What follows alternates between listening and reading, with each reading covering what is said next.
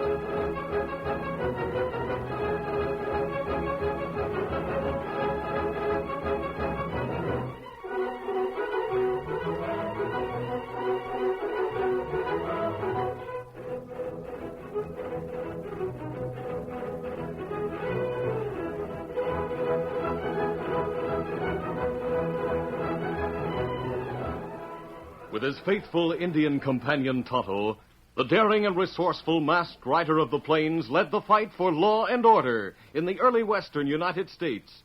Nowhere in the pages of history can one find a greater champion of justice. Return with us now to those thrilling days of yesteryear. From out of the past come the thundering hoofbeats of the great horse Silver. The Lone Ranger rides again. On, Silver! Let's go, big fellow! Hi-Yo, Silver! Hi!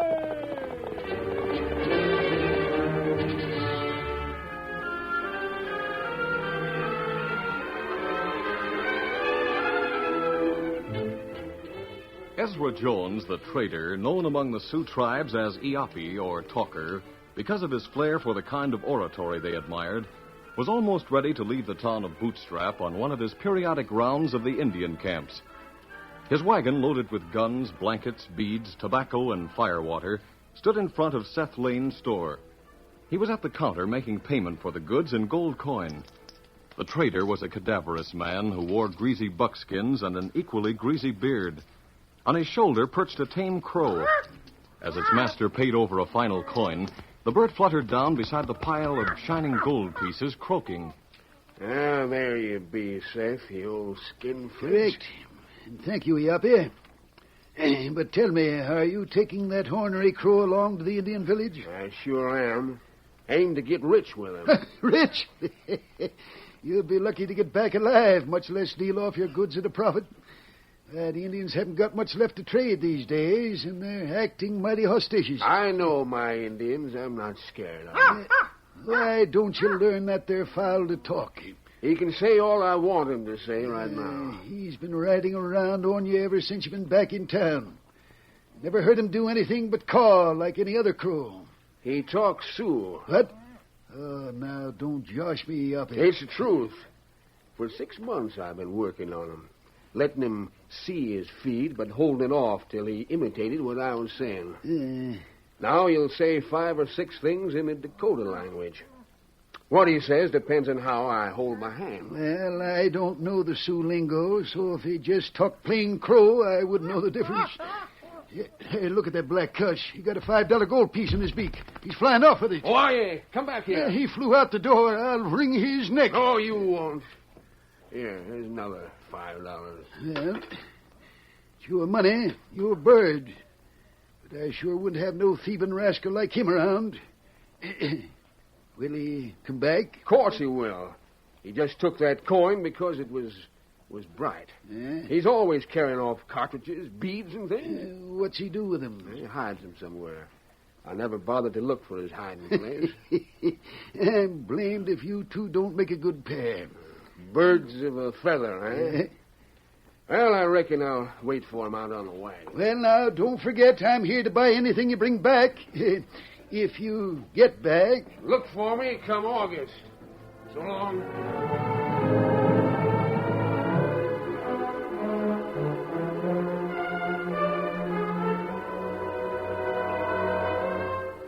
Outside the teepee of Big Crow, war chief of the Sante Sioux, the tribal leaders were gathered around a council fire. At the chief's left side squatted Iapi Jones, with his crow on his shoulder. The ceremonial pipe had passed around the circle, and as the trader handed it back to his host, the bird cocked its head.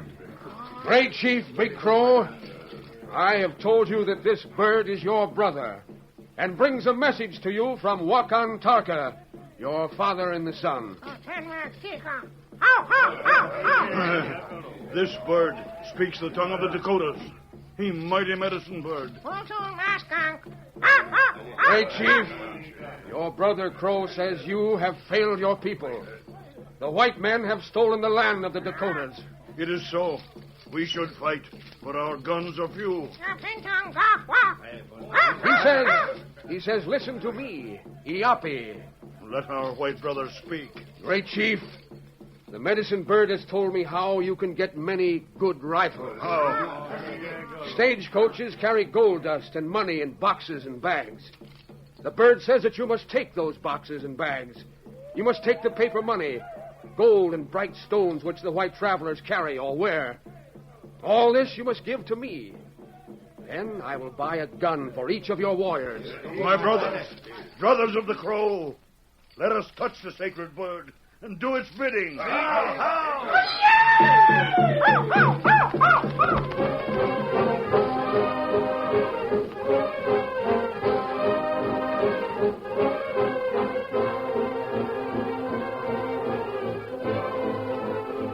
Some weeks later, the Lone Ranger and Tonto were camped along the stage route leading to Bootstrap. It was night, and the two squatted beside a small fire.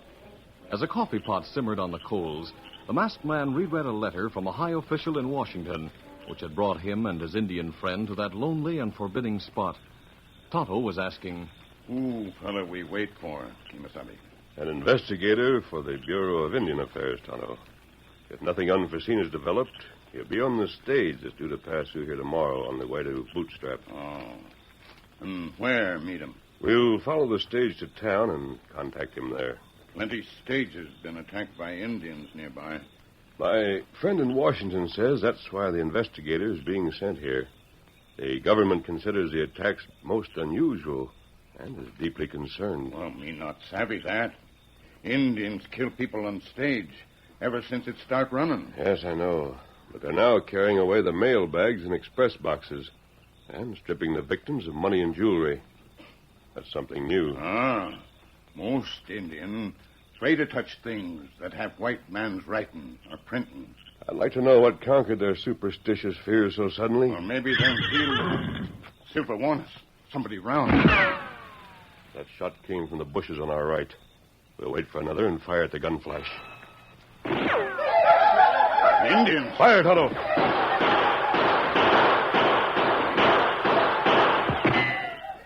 Them fellas running away. Me hit one in leg. We'll see how badly he's hurt. Come on. Oh, him just young fellow. No scars on back to show him go through Sundance torture that make man of Sioux. Try to get him to talk while we take care of his wound. Goba. Sing la moi, too. Meta Lacuna Sole. Miego Tula. Him Long Lance from Big Crow Village. Him, other young braves, try steal our horses. Conol Hoseta. Mikula.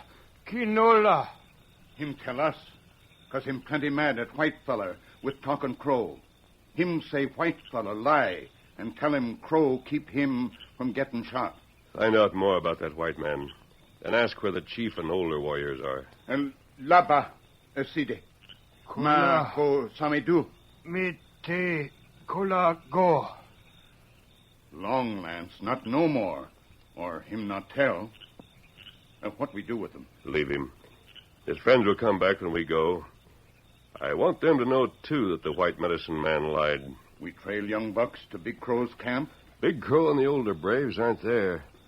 With the chief and proven braves around, the Sioux under the age of the Sundance torture doesn't get a chance to go on a horse-stealing adventure. They watch their young daredevils too closely. Big Crow and old fighting men must be on raid themselves. Yes, and they may attack the stage before it gets here. Come on.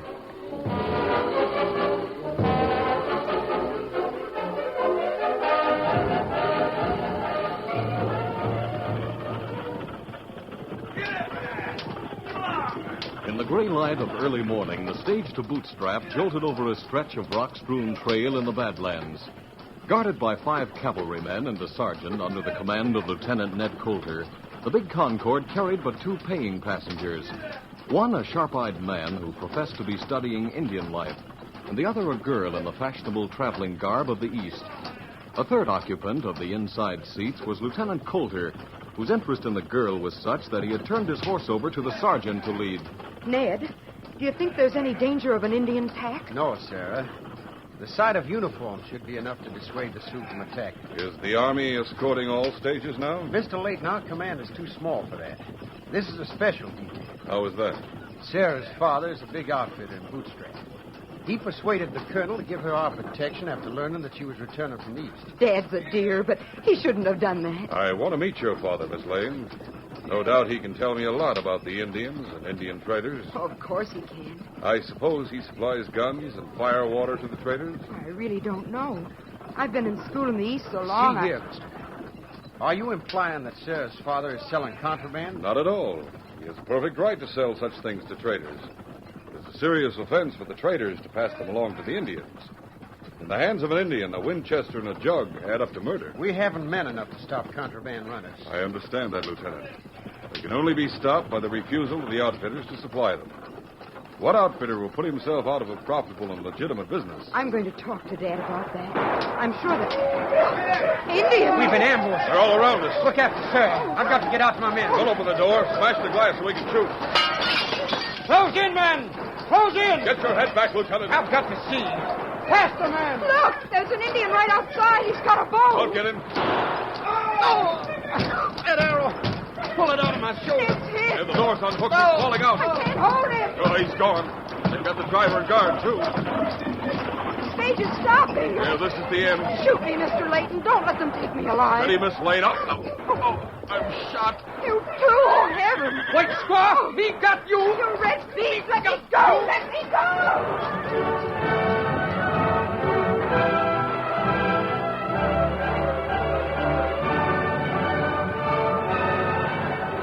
Meanwhile, the wounded lieutenant, rolling clear of the wheels and hoofs when he fell from the stage, had been picked up by the sergeant. The cavalrymen had emptied their revolvers and carbines, and as the stage slowed to a stop, they forged ahead, cutting their way with sabers. Close in, men! Follow me! We're getting through! With a way of escape open before them, one of the troopers looked back and shouted, They're looting the stage, Sarge. They've captured the girl. Pull up, Sergeant. Hold the men. I can't obey that order, sir. Sarah, Miss Lane, we've got to rescue her. Face back, I say. It'll be suicide for us, and she won't be killed. We got to report to the post, and the command can rescue her. You're disobeying orders. I'll have you court-martialed. I'll take that chance, sir. Sarge, there's dust on the trail ahead. More Indians. Detachment, fall! Get it there. Get it there. What'll we do, Sarge? Make the horses lie down. We try to stand them off. I only see 2. Just one's an Indian. The other is a masked white man. Hold your fire, my friend. Hold it. We heard the shooting. What happened? Indians attacked the stage. It's back there behind the rise. We hear him give victory yells. They're still back there. Let's get going. Not so fast. Who are you to give orders? What does that mask mean? Never mind that. What happened to the people on the stage? Dead. All but a girl. My men wouldn't go back to save her, and I'm wounded. We'll go after her. Come on, Tonto. And we'll go, too. Steady, boy. Follow me, man. At the gallop. Come on.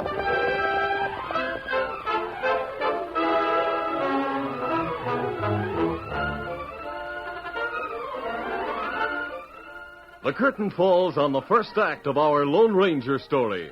Before the next exciting scenes, please permit us to pause for just a few moments.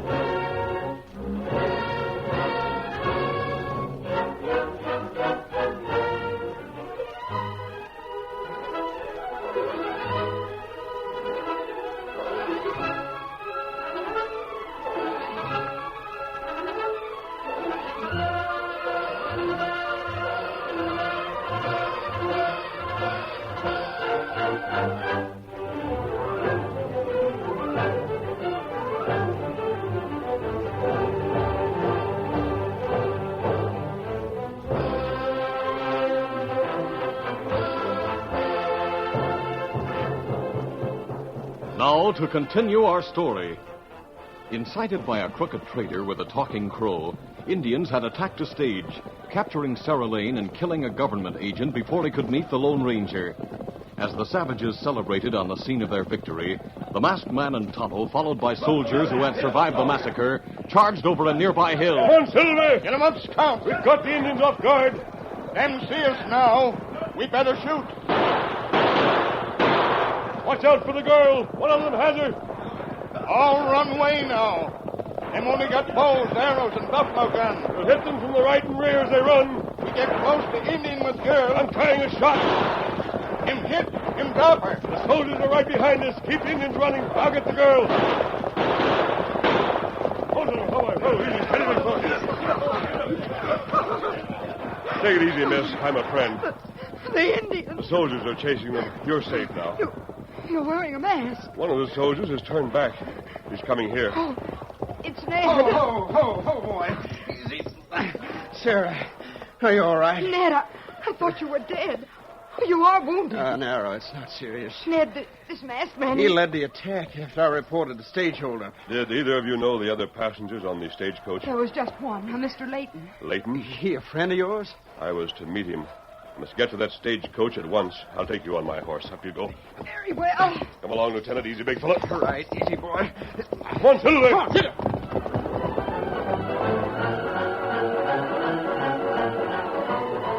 A trooper was on guard at the stagecoach.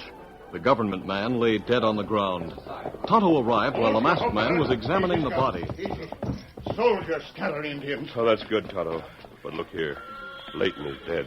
Oh. His pockets have been emptied and his badge torn off his vest. Anything I can do? Sergeant, can you get through to Bootstrap with Miss Sarah and the casualties? Well, sure. The coach horses are dead, but a couple of the army horses are broken to the pull. Good. You leaving us? Yes, easy, steady, Silver, easy. Come on, fella. Come on, Silver. Get 'em up, Scout.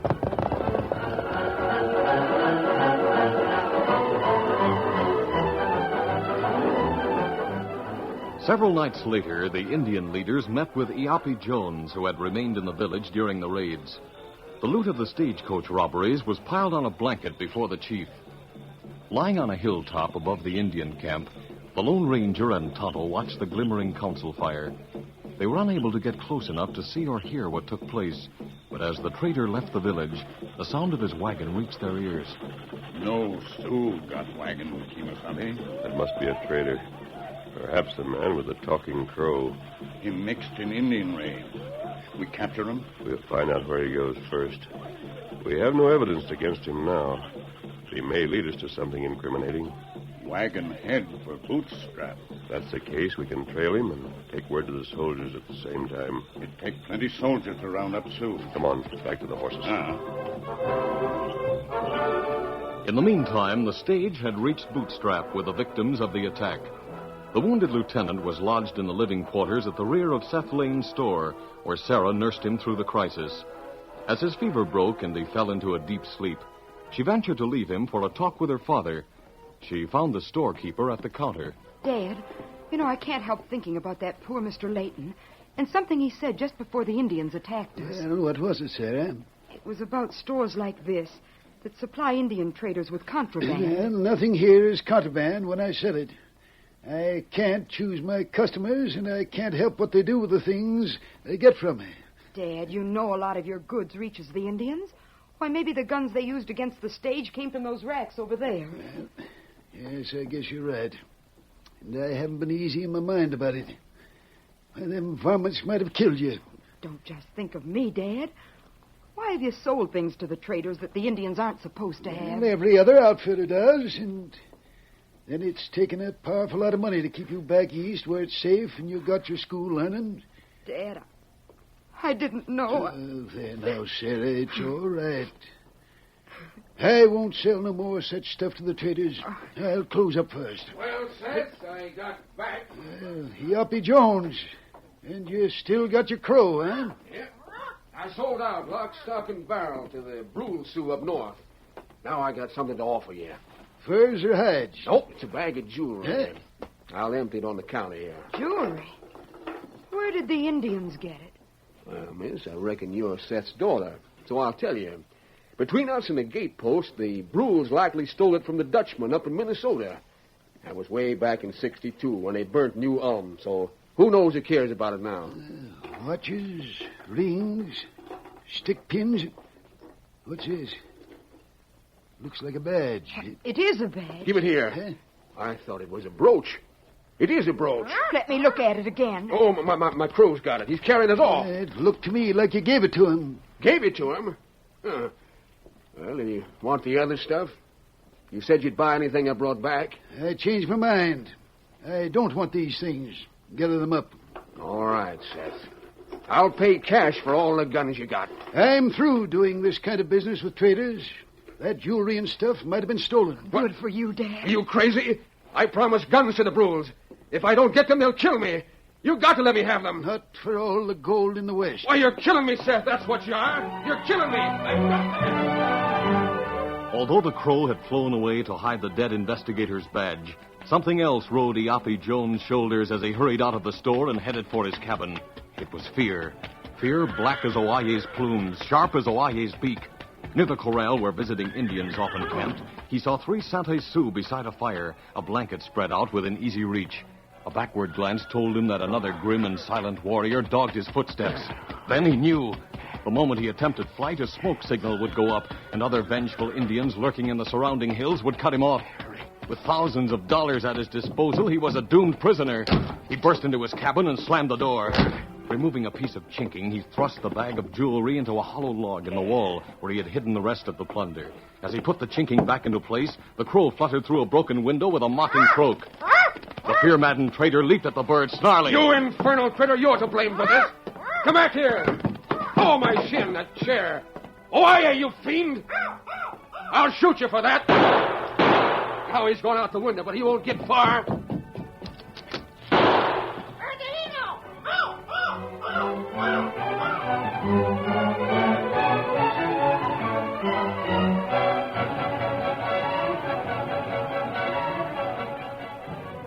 As the trader pursued the crow, Sarah Lane and her father discussed the jewelry he had exhibited.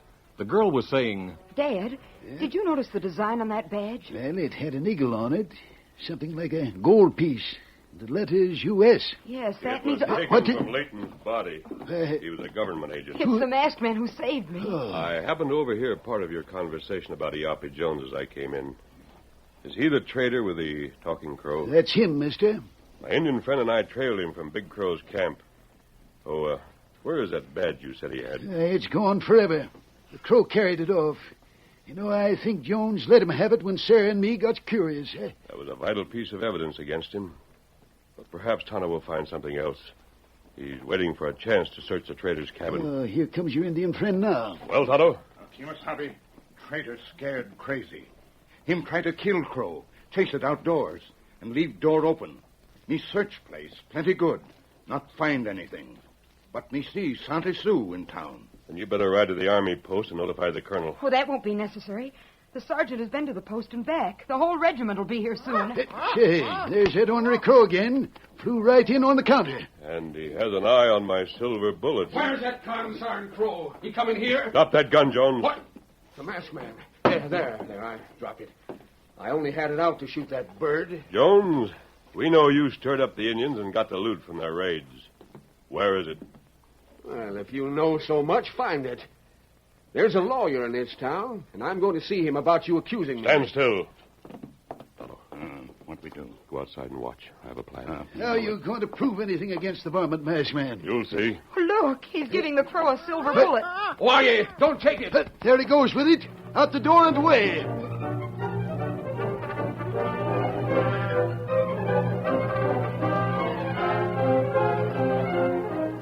A short time later, Sarah Lane, who had been watching at the door, came running toward the group in the store. Tonto's coming back. He's got the crow and an old saddlebag. Everything work out plenty good. What happened? Well, me follow crow easy.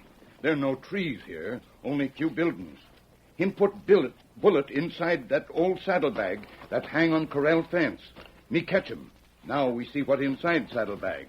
The treasure trove of the crow. Bright stones, pieces of glass, a gold piece, a gold toothpick.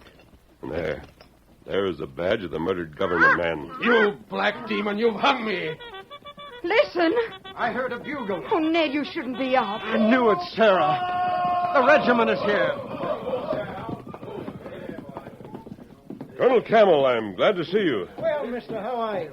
And you, Lieutenant Calder? Sir, I'll be back on duty quicker if you provide quarters for another married officer. Ned. Who is this man that you're holding prisoner, sir? Iapi Jones, who incited the Indian attacks and profited by them. I think you'll find the stagecoach loot in his cabin if you tear it apart piece by piece. I'll take charge of him. If the plunder's there, we'll find it. Miss Lane and her father will give you the evidence against him. What about the Indians? We dispersed some of Big Crow's scouts who seem to be watching the town. But I want to find their camp. I can tell you where they were, but by this time they've probably fled deep into the Badlands. Anyhow, they know Jones tricked them with his talking crow and won't make trouble again for a while. Let me wring that crow's neck. No, don't touch him. He's no more responsible for what he did than the Indians are. We can't let the red men go back to their old wild life, but we can let this bird go free. We take him where other crows are. Come on, Tonto. Crow not know what him say, but in Sioux that means very good. Colonel, you seem to know the masked man. Who is he? Well, we met during another Indian outbreak. He's the Lone Ranger.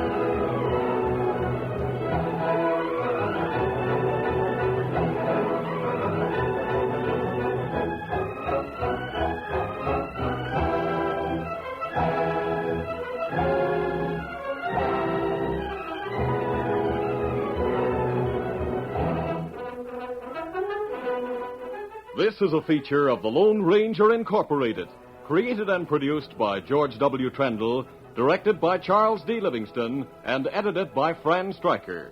The part of the Lone Ranger is played by Brace Beamer.